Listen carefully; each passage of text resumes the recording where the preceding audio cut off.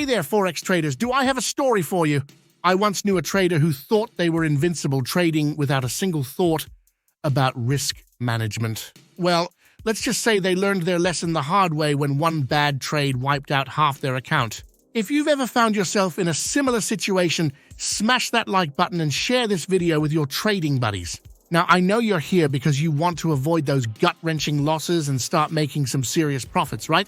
Well, you've come to the right place. In this video, we'll dive into the world of Forex risk management and uncover the secrets that top traders use to keep their accounts growing. First things first, let's talk about what risk management actually is. In simple terms, it's the process of identifying, assessing, and controlling threats to your capital. Essentially, it's like wearing a helmet while riding a bike. It might not be the most exciting thing, but it could save your life, or in this case, your account. Now, I know some of you might be thinking, but I'm a trading genius. I don't need risk management. Well, let me tell you a little story. Back when I first started trading, I thought I was invincible too. That is until I took a trade that went so badly I nearly lost my entire account. It was a harsh lesson, but it taught me the importance of having a solid risk management plan in place. So, what exactly goes into a good risk management strategy? There are three key components you need to know: position sizing, stop losses, and risk-reward ratios. Let's break them down one by one.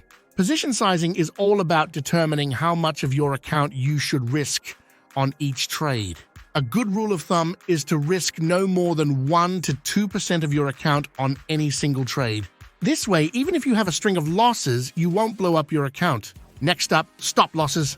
These are like your trading safety net. They automatically close your trade if the market moves against you by a certain amount, limiting your potential losses. Trust me, setting stop losses is like wearing a seatbelt. You might not think you need it, but when things go wrong, you'll be glad you have it. Finally, let's talk about risk-reward ratios. This is the relationship between the amount you're risking on a trade and the potential profit you stand to make. Ideally, you want to look for trades where the potential reward is at least twice the size of your risk.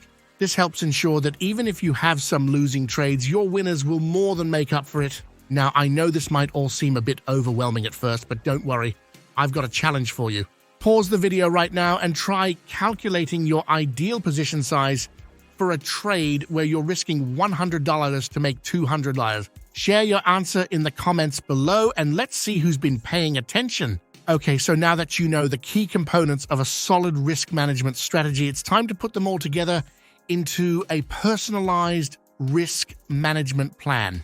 This is like your trading blueprint. It outlines your rules for entry, exit, and risk management and helps keep you disciplined and focused. Creating your plan is easy. First, decide on your risk, tolerance, and position sizing rules. Then, set your stop loss and take profit levels for each trade based on your risk-reward ratio. Finally, make a commitment to stick to your plan no matter what. I'll never forget the time I was tempted to abandon my risk management plan during a particularly volatile market. I was so close to throwing caution to the wind and going all in on a trade, but something stopped me. I took a deep breath, reviewed my plan, and realized that the trade didn't meet my criteria. It was a tough decision, but looking back, it saved me from a potentially devastating loss. Now, before we wrap up, let's talk about some of the most common risk management mistakes that traders make. Number 1 on the list, over-leveraging. This is when traders use way too much borrowed money to fund their trades, hoping to maximize their profits. But when things go wrong, and trust me, they will, over-leveraging can lead to massive losses. Another big mistake is averaging down, which is when traders add to a losing position in the hopes that the market will turn around. Spoiler alert, it rarely does. Instead of doubling down on a loser, cut your losses and move on to the next opportunity. So there you have it, folks, the ultimate guide to Forex risk management. We've covered a lot of ground today, from understanding the key components of a risk management strategy to creating your own personalized plan and avoiding common mistakes. But don't just take my word for it.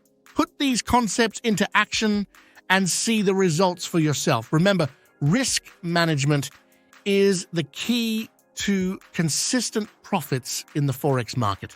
Without it, you're just gambling with your hard-earned money. Before you go, make sure to smash that like button and share this video with your fellow traders. And if you haven't already, subscribe to our channel and hit that notification bell so you never miss a beat. Trust me, you won't want to miss our next video. We've got some juicy trading secrets that will blow your mind. Until next time, happy trading, and remember, always manage your risk like a boss.